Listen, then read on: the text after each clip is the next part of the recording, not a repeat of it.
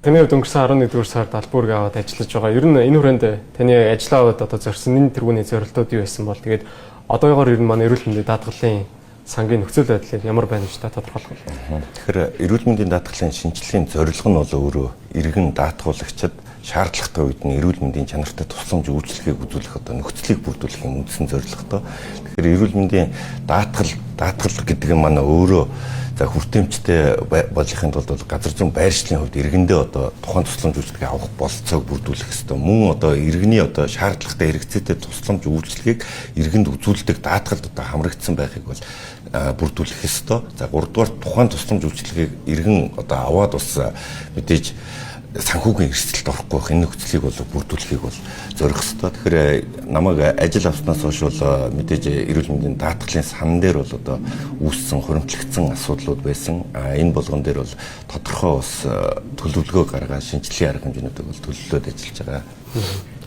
Тэгэхээр өмнөх удирдлагын үед бас гарсан одоо зарим дутагдал байж болох бах. Та үүнийг ер нь хэрхэн харж цаашид сайжруулахаар одоо ажиллаад явж байгаа л засаглал ил тод байдлын чиглэлд ялангуяа асуумаар байна. Тэгэхээр яг энэ эрүүл мэндийн даатгал маань өөрөө эхлээд зөв шаталтай иргэнээ одоо үзүүлдэг чиглэх ёстой. Тэгэхээр манай анхан шатны эрүүл мэндийн байгууллагууд манай өөрөө хаалга барьж байгаа чиг үүргийг одоо нэг төрт хэрэгжүүлж чадахгүйгээс лавлгаа шатлын эрүүл мэндийн байгууллага дээр иргэд одоо төлөхөө тусламж үйлчлэгийг авч байна. За өнгөрсөн жилийн статистик мэдээлэлээс аваад үзэх юм бол нийт одоо лавлгаа шатлын эрүүл мэндийн байгууллага дээр авсан тусламж үйлчлэгээний 76% нь өөрөө анхан шатны эрүүл мэндийн байгууллага алгасаад лавлгаа шатлын эрүүл мэндийн байгууллага дээрээс шууд тусламж үйлчлэг авсан баг. Тэгэхээр энэ дээр одоо ойчир дараалал үүсэх, ачаал үүсгэх ийм эрсдлүүд байна. Хоёрдугаарт энэ төлбөрийн арга маань бас шинжилтүүд бол зайлшгүй шаардлагатай байна. Үүнээс үүдээд одоо эрүүл мэндийн байгууллагууд дээр бас хуримтлагдсан он жил дараалсан ийм өр төлбөрийн асуудлууд бол бас үүсэт явсан юм асуудлууд бол байна.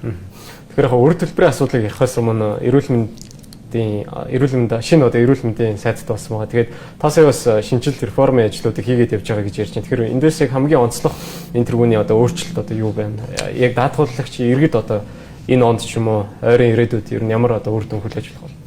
За тэгэхээр эрүүл мэндийн шинэ сайдын бодлого бас энэ хамгийн гол зүйл бол энэ зөв шаталтай иргэнийг одоо зөв шатал руу чиглүүлэхэд бол чиглэж байгаа. За мөн иргэдийн хамгийн их дарамт үзүүлээд байгаа иргэдэд одоо халаасны төлбөрийн эмийн зардал байдаг. Амбулаторын эмийн зардал. Тэгээ энэ эмийн одоо хөнгөлөлтийн эмийн зардлыг хөнгөлөлтийн эмийн жагсаалтыг одоо шинжлэх ажил бас тэргүүн ээлжинд бол хийхэр явж байна. Мөн одоо сонгон шалгаруулалт гэрээлтийн асуудлыг бол яг стратегийн зарчимд одоо шилжүүлэх юм зайлшгүй шаардлагууд байгаад байна. Тэгэхээр санхүүгийн нөхцөл байдлын тухайд бол үрийн асуудал мэдээж бас яригдана. Тэгэхээр одоо ер нь эрүүл мэндийн даатгалын систем тулгарч байгаа зардлын одоо ямар дарамтууд байгаа бол та тоогоор тайлбарлахгүй. Тэгэхээр эрүүл мэндийн даатгалын сангийн үр төлбөр алдагдлын асуудал бол нэг удаагийн асуудал биш. Олон жилийн хуримтлагдсан системийн асуудал байгаа. За тухайлбал 2021 онд бол эрүүл мэндийн даатгалын сан дээр бол нийт 264.6 тэрбум төгрөгийн үр төлбөртэй бол гарч ирсэн. За мөн 2022 онд бол 60.6 тэрбум төгрөгийн үр төлбөртэй. За энийг бол улсын төсвөөс одоо нэмэлтээр одоо 100% санхүүжилтээр шийдвэрлсэн боловч 22 онд дахиад 60.6 тэрбум төгрөг. За 2023 онд одоо энэ тоо 218.6 тэрбум төгрөг бол өссөн үр төлбөр. За хуримтлагдсан ингээд яваад байна гэсэн үг. Тэгээ 2024 онд бас 318.6 тэрбум төгрөгийн үр төлбөртэй гарсан. Тэгэхээр 2025 онд анх удаага бас эрүүл мэндийн даатгалын сан дээр энэ өнгөрсөн 2024 оны үр төлбөрийг барагдуулж шинээр 25 онд үүссэн 198.4 тэрбум төгрөгийн үр төлбөрийг эрүүл мэндийн даатгалын сангийнхаа батлагдсан төсвөөс одоо 100% барагдуулсан. Энэ үр төлбөрийг өмнө нь барагдуулахгүй ингээд он жил удаан яваад байх тусам эрүүл мэндийн байгууллагууд маань бас эмийн үр төлбөр цаашаа эм ханган нийлүүлэгч нартай бас төлбөртэй юм гинжин холбоо үүсээд яваадсан зүйлүүд нь 2026 онд бол бүрэн шийдвэрлэгдсэн байгаа. Тэгэхээр яг сангийн одоо хөрөнгийн одоо зарцуулалтыг үр ашигтай байлгах, хүртээмжтэй байлгахад яг ямар одоо дөрвтэй арга хэмжээг авахар ажиллаж байгаа. Тэгэхээр эрүүл мэндийн даатгалын сангийн хүртээмжийг нэмэгдүүлэхэд бол бид бүхэн бас зөвхөн одоо нэг гэрээлт сонгон шалгаруулалтын арга дээр бол стратегийн юм худалдаа алдаа өгч юм зарчим шилжүүлэхийг бол зорж байгаа. Өмнө нь бол гэрэлт хийхдээ эрүүл мэндийн байгууллага бүртээ одоо гэрээ байгуулж ирсэн бол бид нар кластерын бүтцээр буюу тухайн бүс нутагт ямар эрүүл мэндийн тусламж үйлчилгээг хэрэгцээ байгаа. За энэ тусламж үйлчилгээг тухайн бүс нутагт үзүүлэх эрүүл мэндийн байгууллага нь ямар байгууллага байгаа гэдгийг одоо тооцож үзээд төсөвтөө одоо багтаасан гэрэлтийн арга руу одоо шилжиж байгаа 2026 оноос.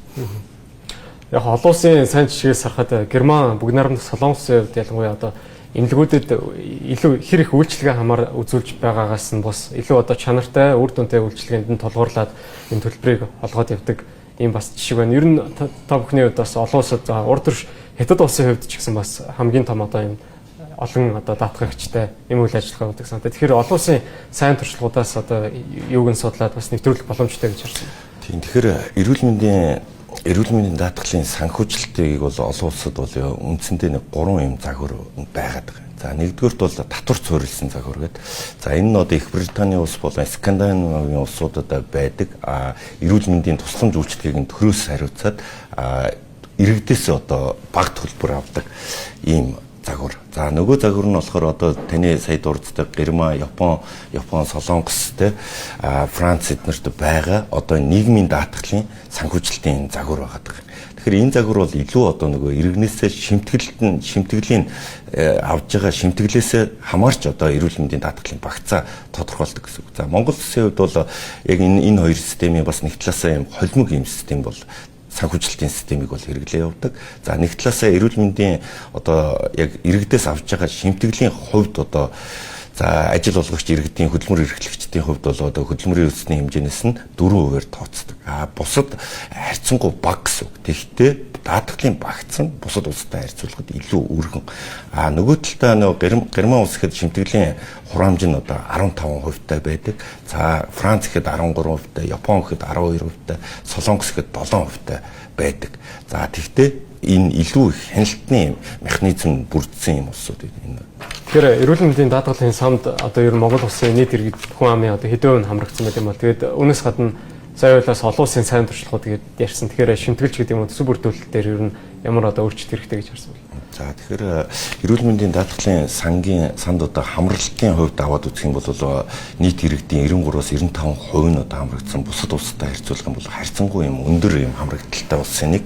За нөгөө талдаа шимтгэлийн хувь хэмжээгээ аваад үзэх юм бол бусад улстай түрүүн ярьдаг шимтгэлийн хувь хэмжээний хувьд бол манай харьцангуй бага.